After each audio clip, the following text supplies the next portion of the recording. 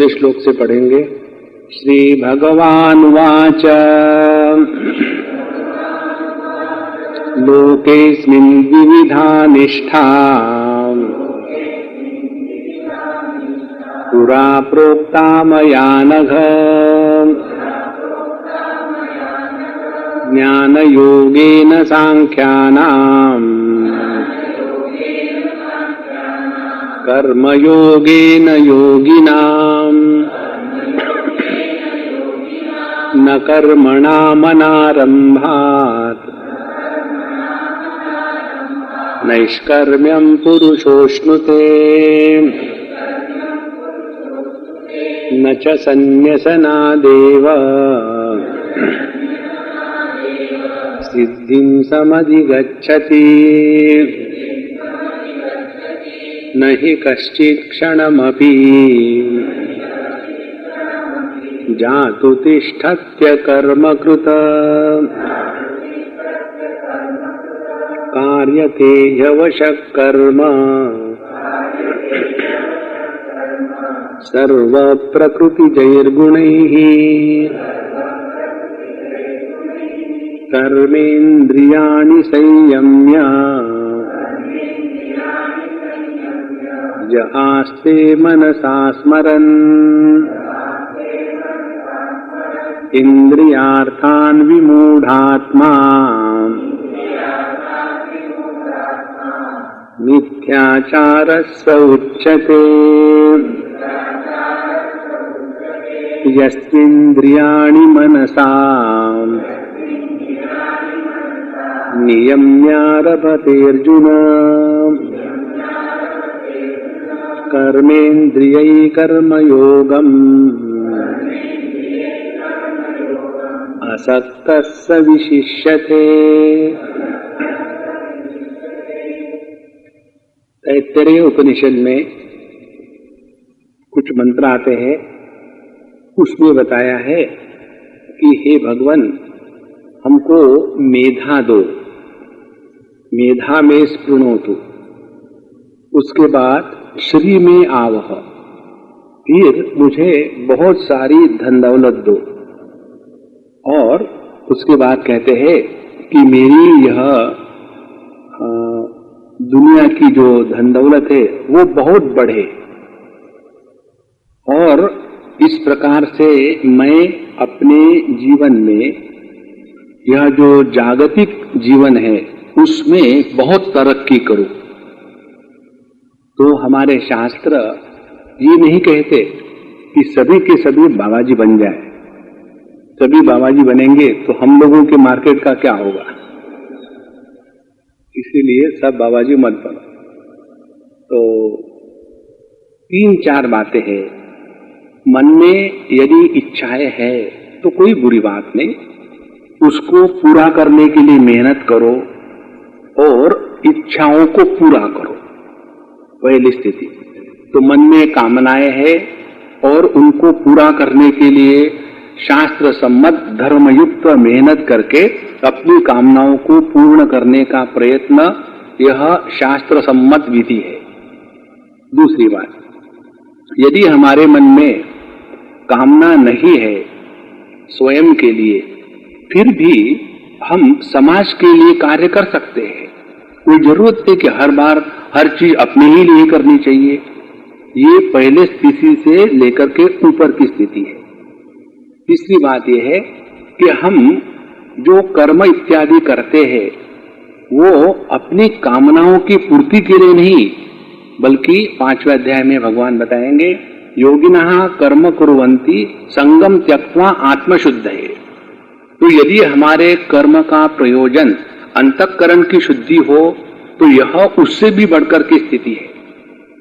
और उससे भी बढ़कर के चौथी स्थिति यह है कि ना तो हमारे मन में कोई कामना है, ना तो हमको किसी का अच्छा बुरा करना है, फिर क्या करना है, जो प्रभु चाहे वो हमसे करवा ले। और ऐसा करते करते करते जब व्यक्ति के अंतःकरण की काफी हद तक शुद्धि हो जाती है, माने राग द्वेष का प्रभाव उसके जीवन के अभिव्यक्ति पर नहीं रहता, तब ऐसा व्यक्ति तत्व के चिंतन का अधिकारी बनता है। जब तक कि हमारे अंतःकरण में मुझे ये करना है या वो करना है, मैं ऐसा करूंगा या वैसा करूंगा, अनेक प्रकार के संकल्प प्रभवान कामान, अनेक प्रकार के कामना, प्रोजेक्ट्स, अंडरटेकिंग ये बने हुए हैं, तब तक के तत्व चिंतन में मन नहीं लगेगा।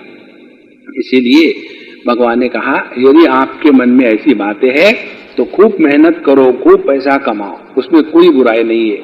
लेकिन यदि 6वें श्लोक के अनुसार करेंगे, बाहर से दिखाने के लिए, यहाँ तू कर्मेंद्रियाणि संयम, बाहर से दिखाने के लिए अपने आप को तो बांध के रखा है, लेकिन मनसा स्मरण आस्ते, लेकिन मन में विषयों का चिंतन चल रहा है, तो यह बात अपने स्वयं के लिए हानिकारक है। इसीलिए भगवान कहते हैं मिथ्याचार से उच्यते। अच्छा, ये मिथ्याचारी का जीवन बताने के बाद अब जो कर्मयोगी है उसका जीवन बताते हैं। कर्मयोग किसको कहते हैं? तो पहली बात क्या हो गई कर्मयोग की? कर्मयोग माने पहले हमको सबको कर्म करना है, अनिवार्य है, लेकिन कोई भी अनशन नहीं करने, जो कर्तव्य कर्म है वही करने हैं और उसको प्रेम के साथ करना है। मन में कामनाओं का होना कोई पाप नहीं, उसको पूरी करने के लिए मेहनत करो।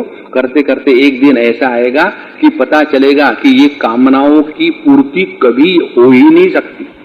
जब ये बात समझ में आएगी तब हम कामनाओं की पूर्ति के पीछे से हट जाएंगे। जब तक ये बात समझ में नहीं आती तब तक कि हमको लगता है कि इन लोगों को मिला नहीं होगा कुछ जीवन में, इसलिए दूसरों को कहते हैं, वैसी बात नहीं है। तो जब हम इस कामना के पूर्ति के गणित को समझ लेते हैं फिर उसको जीवन में उतारने की संभावना है। अच्छा, अब 7वें श्लोक में कहते हैं एकदम विरुद्ध चित्र। यह वक्ता की विशेषता भगवान श्री कृष्ण के वक्तव्य में दिखती है। जब कोई एक चित्र स्पष्ट उभारना हो, जैसे यहाँ ये जो गेरुआ रखा है, कल उसको बदल डालना, सफेद रखना, तो ये सामने गेरुआ कपड़ा है और ये कुर्सी पर भी उस दिन उन्होंने गेरुआ रखा था और मैं भी गेरुआ कपड़ा पहन रहा हूं, तो ऐसे लगता है कि टेबल कुर्सी को सर निकल आया, सभी गेरुआ ही गेरुआ है। तो अब हमको यदि अभी पता नहीं उनका प्रयोजन क्या है, उनको महत्व टेबल कुर्सी को देना है कि मुझे देना है, दैट डिपेंड्स ऑन दैट। तो उसके लिए यदि मुझे स्पष्ट करवाना हो तो क्या करना पड़ेगा, एक कॉन्ट्रास्ट चाहिए। तो यह जो टेबल है सामने होने की कोई जरूरत नहीं, इसको छोटा सा बगल में रख दिया जाए। उसके बाद बैकग्राउंड ऐसा हो कि जिसके द्वारा ये जो गेरुआ कलर है वो स्पष्ट उभर आए। ये कुर्सी पर सफेद कपड़ा हो तो पता चलेगा कुर्सी कहाँ शुरू होती है और स्वामी कहाँ शुरू होता है, तब चित्र स्पष्ट हो जाता है। उसी प्रकार से यह दो शब्द चित्र भगवान कर रहे हैं। तो पहले उन्होंने मिथ्याचारी का चित्रण किया, अब ये मिथ्याचारी का चित्र स्पष्ट रूप से उभर आने के लिए एकदम तुलनात्मक, एकदम उसका विरोधी चित्र।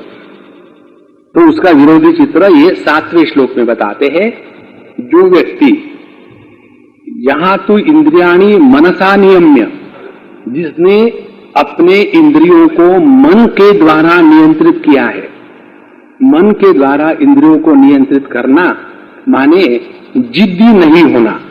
ये दो बातें समझ लेना, एक समझदारी का कंट्रोल और दूसरा प्रेस्टीज इशू का कंट्रोल। जब हम प्रेस्टीज इशू लेकर के कोई बात करते हैं तो जिद्दी हो जाते हैं, और जिद्दी होना ये साधक का लक्षण नहीं है। और जब समझदारी के साथ जब जीवन जीते हैं तो हम अपनी इंद्रियों पर योग्य प्रकार से नियंत्रण रखते हैं। उदाहरण बताएं आपको, हम जो उदाहरण देते अपने बारे में इसलिए देते हैं कि झूठ मूठ नहीं है, काल्पनिक नहीं है। एक बार हमको किसी ने पूछा था, स्वामी जी आप अपने उदाहरण क्यों देते हो? तो हमने कहा हम अपने उदाहरण इसलिए देते हैं कि एक आध बार तो हम सच बोल ही देते हैं, हमेशा झूठ नहीं। तो जैसे कई दिनों की बात है, हम दूध या दूध की कोई चीज नहीं खाते थे और एक दो दिन नहीं 20 साल वैसे निकल गए। एक बार हमारे स्वामी जी आए, दिल्ली की बात है, और उन्होंने वो उनको किसी ने दूध पीने को दिया, केसर वेसर डाल करके, उनको अच्छा नहीं लगा। हम उनके बगल में बैठे थे, ब्रह्मचारी पी लो, तो हम उसको पीने लग गए। उतने में कोई ना कोई ज्ञानी लोग हमेशा साधु संतों के साथ होते हैं, तो स्वामी जी को उपदेश करने के लिए तैयार।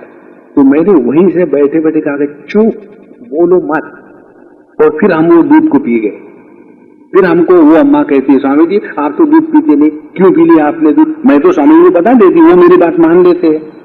फिर हमने कहा कि अम्मा, गुरु ने दिया हुआ जहर भी पीना चाहिए, ये बात हम आपको सिखाते हैं, और उन्होंने हमको दूध दिया, उसको न पिए।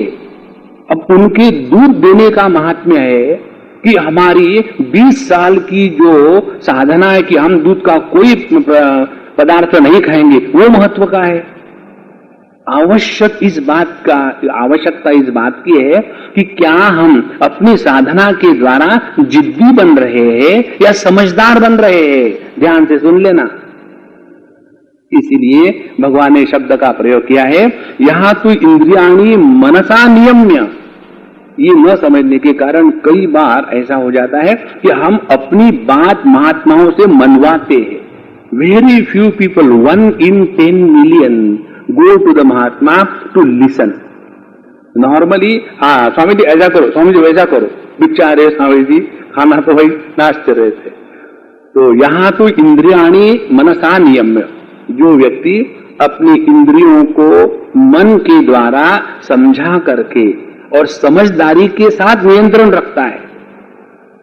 जैसे एक महत्व की बात, जब हम साधना करना चाहते हैं तो हमारा ध्यान होना चाहिए अपने मन की प्रसन्नता पर, और अपना मन प्रभु चिंतन में लगता है कि नहीं, ये महत्व की बात है।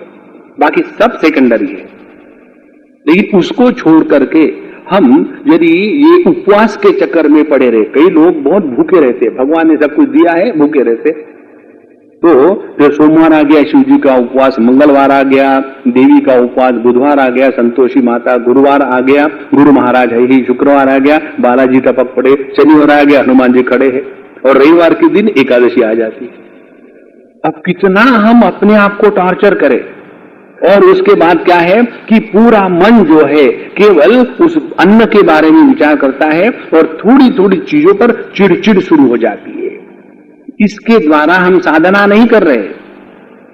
इसीलिए यहां जो भगवान बताते हैं, मनसा इंद्रियाणी नियम्य, समझदारी के साथ जीना माने साधना करना। तो मनसा इंद्रियाणी नियम्य, तो हमारी इंद्रिय योग्य प्रकार से कंट्रोल हो गए। अब उसका परिणाम क्या हुआ, पहले उसको समझ ले।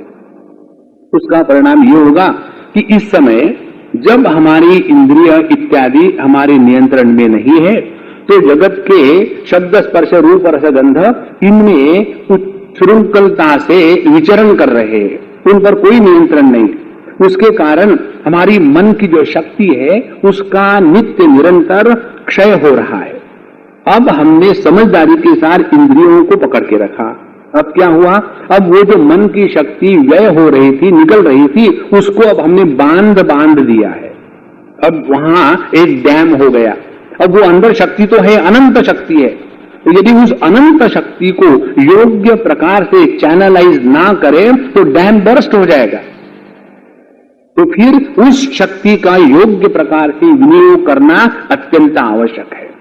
तो फिर उस शक्ति को कैसे निकालें? उस शक्ति को निकालने के लिए दूसरी टेक्निक है, कर्मेंद्रिय ही असक्तहासन कर्मयोगम आरभते। तो यह व्यक्ति अपने कर्मेंद्रियों के द्वारा जो शक्ति ज्ञानेंद्रियों के द्वारा भोग में नष्ट हो रही थी उसको रोकने के बाद वही शक्ति अपने कर्मेंद्रिय के द्वारा कर्मयोग में लगावे। देखो कितनी सुंदर बात हो गई, एकदम बैलेंस बना रहेगा। तो कर्मेंद्रिय ही कर्मयोगम आरभते, लेकिन कैसे? असक्तहासन, दिस इज मोस्ट इंपॉर्टेंट। हमारे पूरे भगवद गीता में यही बात कही है कि कहीं भी चिपको मत।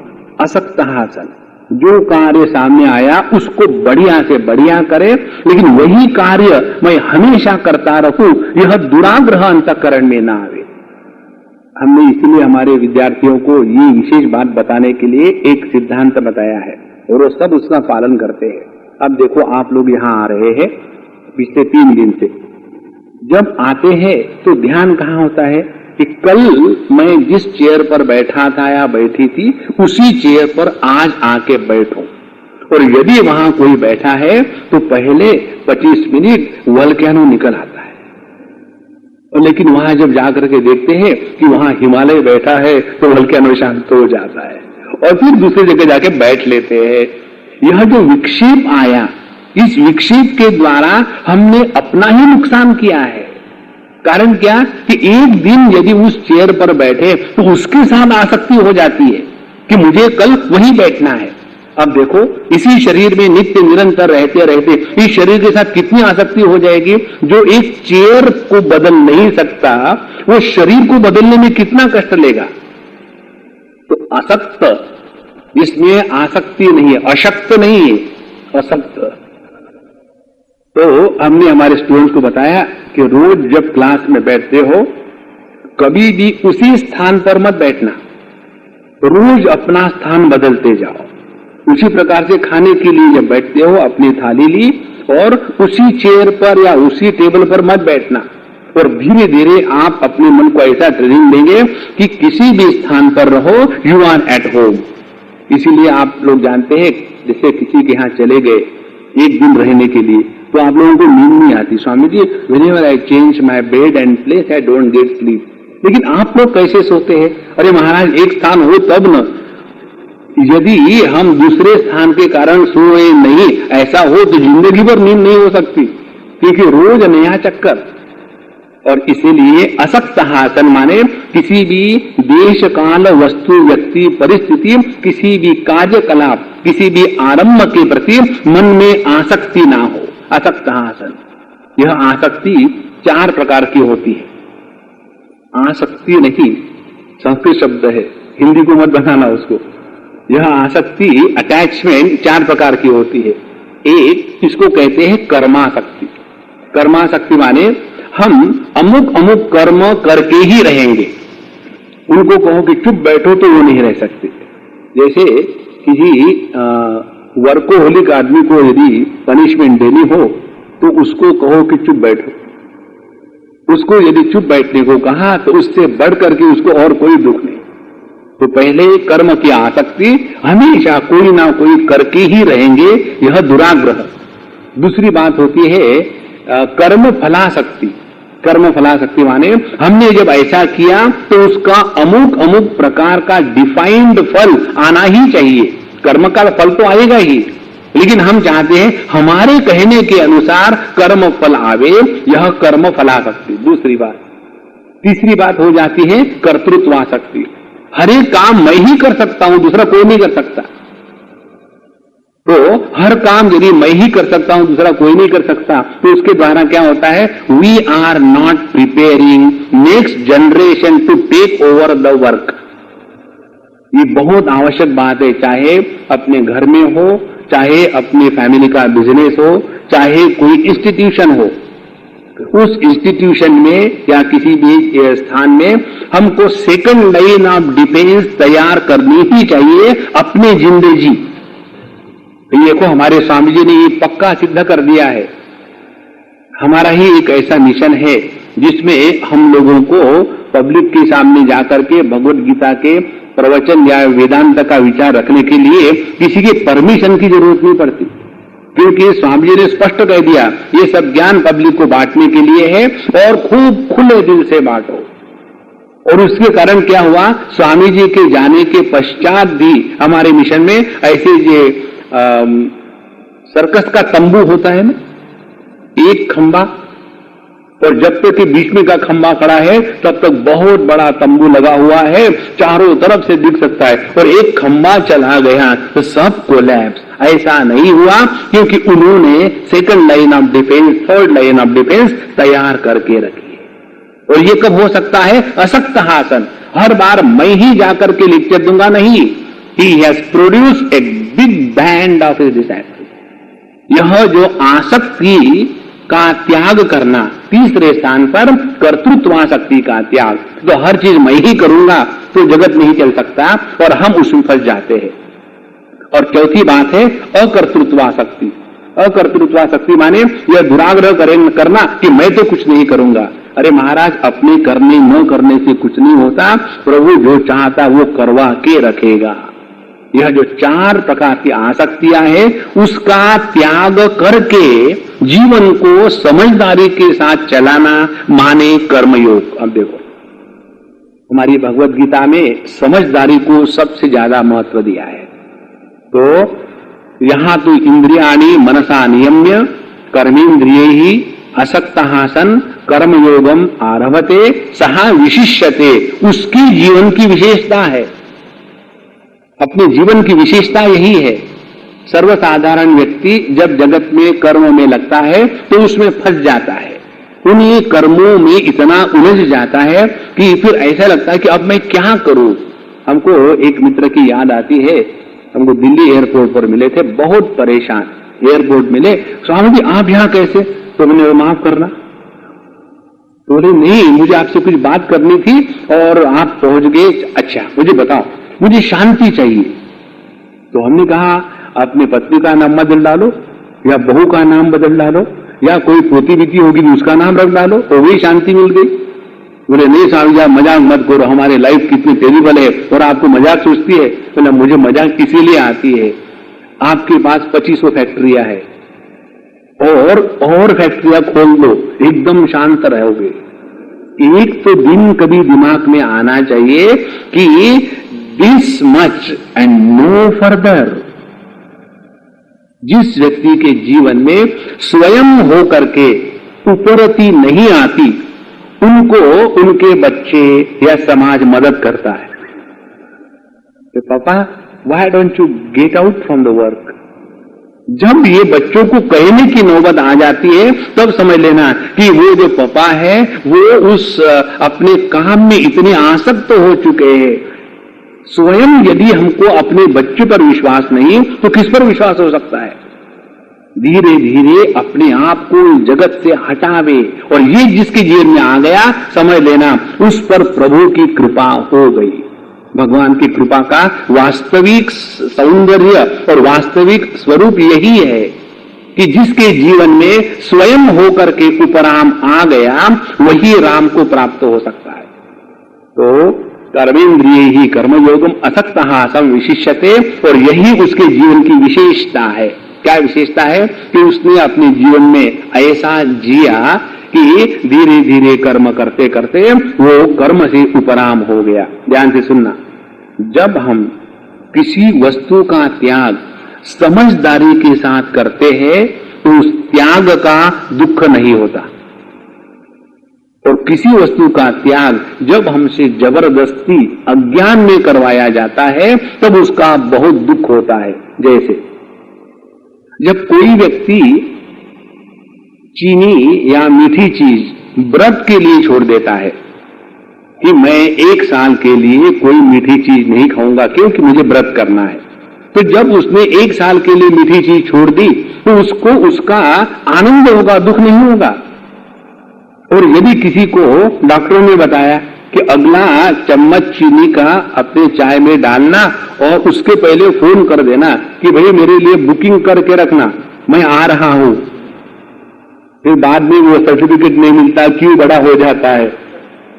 ऐसा जब डॉक्टर ने कहा कि अभी चीनी खाओगे तो मर जाओगे, इसीलिए छोड़ो, तो उस समय हम छोड़ देंगे चीनी और लेंगे इक्वल। इसीलिए जो वस्तु हम स्वयं होकर के त्याग करते वही जीवन की विशेषता है। सह विशिष्यते। अब ये 2 सिद्धांत बताए, एक मिथ्याचार का और दूसरा विशेषता का। ये 2 सिद्धांत बताने के बाद अब भगवान अर्जुन को स्पष्ट उपदेश करते हैं। जब तक कि हमारे मन में विषयों के प्रति महात्म्य है, कर्म में लगो, कोई बुरी बात नहीं है। पैसा कमाओ, मेहनत करो और दुनिया के भोगों करो, कोई बुरी बात नहीं। लेकिन यदि मन में तो भोगों के प्रति महात्म्य है, पैसे के प्रति महात्म्य है और अपने हाथ बांध के बैठे हैं, तो हम अपना बुरा कर रहे, इसीलिए मिथ्याचार से उच्यते। अब इससे जो विरुद्ध चित्र है, जो योग्य व्यक्ति है, जो श्रेयस के मार्ग पर चल रहा है, उसका वर्णन भगवान 7वें श्लोक में करते हैं। यस्त्विन्द्रियाणि मनसा नियम्यारभतेऽर्जुन कर्मेन्द्रियै कर्मयोगम् असक्तः स विशिष्यते। सहा विशिष्यते, वो व्यक्ति विशेष है, श्रेष्ठ है। कौन सा? असक्तः सा विशिष्यते, जो अपने जीवन में कर्मों में किसी भी प्रकार से आसक्त नहीं होता, वो विशेष है। इसमें उन्होंने 2-3 बातें बताई। पहली बात, हे अर्जुन, यहां तू मनसा इंद्रियाणि नियम्य, अपने इंद्रियों का नियमन 2 प्रकार से होता है। एक होता है जबरदस्ती के द्वारा और दूसरा होता है समझदारी के द्वारा। हमको प्रारंभ करना पड़ेगा जबरदस्ती से। ध्यान से सुन लेना इसको। एक बार एक लड़के ने हमको प्रश्न पूछा था, स्वामी जी, जब हम कोई अपनी इच्छाओं को जबरदस्ती से दबा देते हैं तो वो तो सपरेशन हो गया ना। तो सपरेशन करेंगे तो उसके प्रतिसाद हमारे प्रकृति में गलत होते हैं, तो वो साइकोलॉजिकल डिसऑर्डर्स हो जाते हैं। इसीलिए सपरेशन तो नहीं करना चाहिए। तो कैसे शुरू करें? तो हमने उनको बताया था, देखो ये बड़ा सरल टेक्निक है। पहले एकदम जबरदस्ती से कसम खा करके नियम से नहीं माने नहीं। जैसे किसी व्यक्ति को सिगरेट छोड़ना है, पीना छोड़ना है, उसको सिगरेट पीना छोड़ना है, तो यदि उसको बताओ कि देखो पहले अपने मन को समझाओ कि भैया सिगरेट पीने से नुकसान होता है, तो वो सुनने के बाद मन कहेगा देखो अब मैं थक गया हूं, सिगरेट ले आओ, और फिर वही बात। इसीलिए जिसको सिगरेट छोड़ना है उसको सरल तरीका ये, पहले आज के इस क्षण के पश्चात हम नहीं पिएंगे, माने नहीं पिएंगे। अभी हम गोवा गए थे, किसी के यहां खाना खाने गए, तो एक सज्जन हमको उन्हीं वही बोले थे, स्वामी जी हमको वैसे कोई भी बुरी आदत नहीं है, लेकिन एक बात है हमको बड़ी परेशान हो रही, क्या करें समझ में नहीं आता। हम हार गए। किस चीज की? बोले ये जो गुटखा हम खाते हैं उसको नहीं छोड़ पा रहे, क्या करें हम? तो हमने कहा सब गुटखा निकालो। तो उनकी जेब में से 15-20 गुटखे के पैकेट निकले, छोटे छोटे छोटे। तो मैंने कहा हमको सब दे दो, वो दे दिए।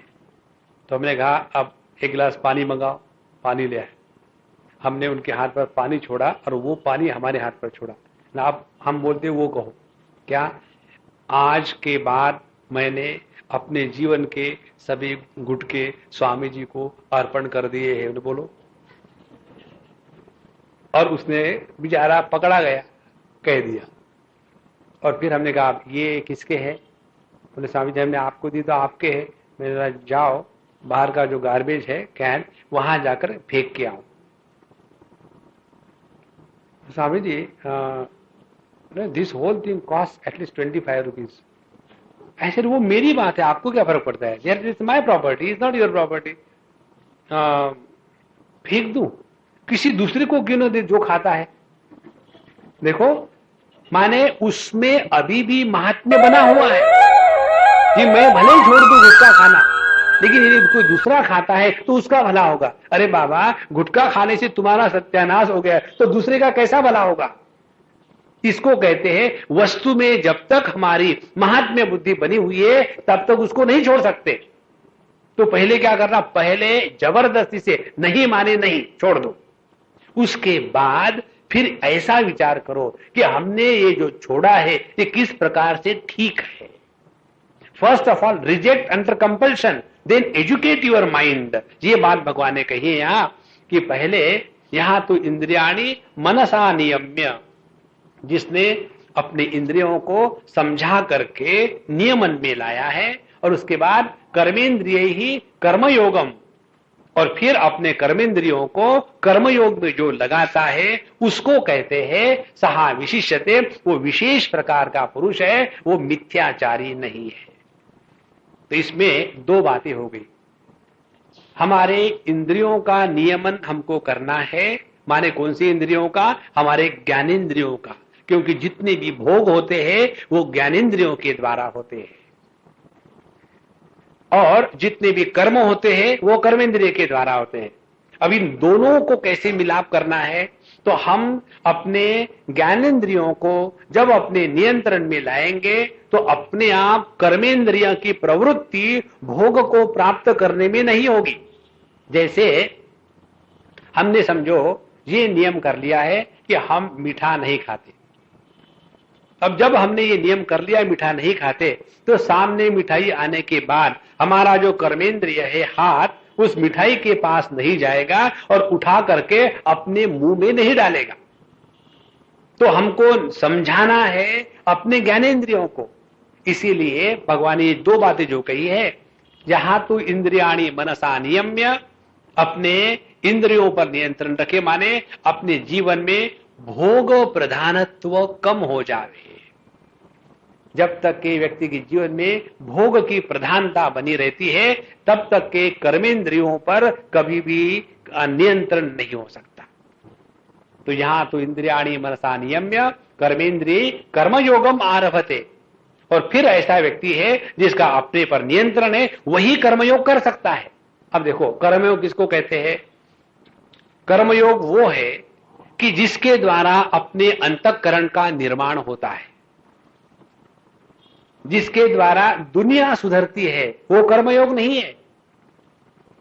हमको सुधारना है अपने अंतःकरण को। तो किसके द्वारा हमारा अंतःकरण का निर्माण होगा? दो प्रकार से। एक, जब हमारे अंतःकरण में अपने इच्छा का प्रभाव कम होने लगेगा, और दूसरी बात, जब हमारे कर्मों के साथ भगवान जुड़ जाएंगे तब। नेच्छया कृतम ईश्वरार्पितम। तो जब हमारा कर्म ईश्वर के लिए होगा, भगवान के लिए होगा, और जिस कर्म में अपने इच्छाओं की, अपने राग द्वेष की पूर्ति की बात नहीं होगी, तो ऐसे कर्म को कहते हैं कर्मयोग। तो ये कर्मयोग कब होगा? तब होगा कि जब हमारे जीवन में भोग की प्रधानता कम हो गई। जो व्यक्ति भोगी नहीं है वही कर्मयोग कर सकता है। जैसे जो लोग समाज सेवा करते हैं या जो साधु संत इस जगत में विचरण करके जगत का ही कल्याण करने के लिए सर्वभूत हिते रताः, तो उनके जीवन में भोग का प्राधान्य नहीं होता। और जो बाबाजी लोग भोग प्रधान है, जब तक के रात को सोते समय एक बम्पर दूध का गिलास नहीं मिलेगा, नींद नहीं आती। तो ऐसे बाबाजी किसी ऐसे सेठ जी के यहां रहेंगे कि जहां उनको दूध की बोतल जिंदगी भर मिलती रहेगी।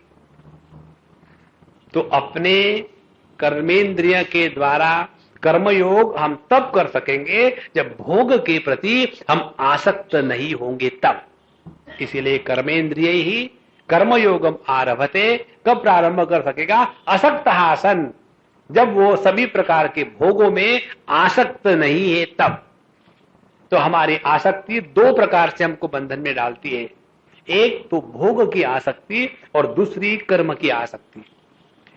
कर्म की आसक्ति में हम ऐसे फंस जाते हैं कि हम अमुक प्रकार का कर्म करना ही चाहेंगे। दूसरी बात, वो कर्म केवल हम ही कर सकते हैं, दूसरों के द्वारा किया गया कर्म हमको पसंद नहीं आता। तीसरी बात, हमको अपने कर्म को पूर्ण करने की ही जबरदस्ती लगी रहती है, इसको तो मैं पूरा करके ही रखूंगा, यदि नहीं हुआ तो दुखी हो गए। और चौथी बात, अपने आप को कर्म से निवृत्त करके ये समझ लेना कि मैं कुछ नहीं करूंगा, लेकिन ये अकर्तृत्वाभिमान को जागृत करना, ये भी कर्म में आसक्ति ही है। इस प्रकार से कर्म में चार प्रकार की आसक्ति और भोग में भोग की आसक्ति, ये दोनों प्रकार की आसक्तियां जब निकल जाती है तब उसको कहते असक्तः सन् सः विशिष्यते, उसके जीवन में विशेषता आ गई। इसीलिए भैया अर्जुन, तुमको जो लग रहा है कि यहाँ युद्ध के मैदान से हम वापस लौट चलेंगे और ऋषिकेश में जाकर के काली कमली वाले के कौन सा आश्रम है वो, वानप्रस्थ आश्रम में जाकर के वहां रहेंगे। तो वहां भी जाकर के रहो तो वही तुम तलवार लेकर के बाहर निकलोगे। गांडीव धनुष्य को तुम कहीं छोड़ नहीं पाओगे, उसके सिवा तुम्हारा जीवन कुछ हो ही नहीं सकता। इसीलिए अपने आप को धोखा मत दो। यहां तक भगवान ने अर्जुन को सिद्धांत प्रतिपादित किए। अब उनको डायरेक्टली उपदेश किया जाता है 8वें श्लोक में। यही उपदेश हम सबके लिए है।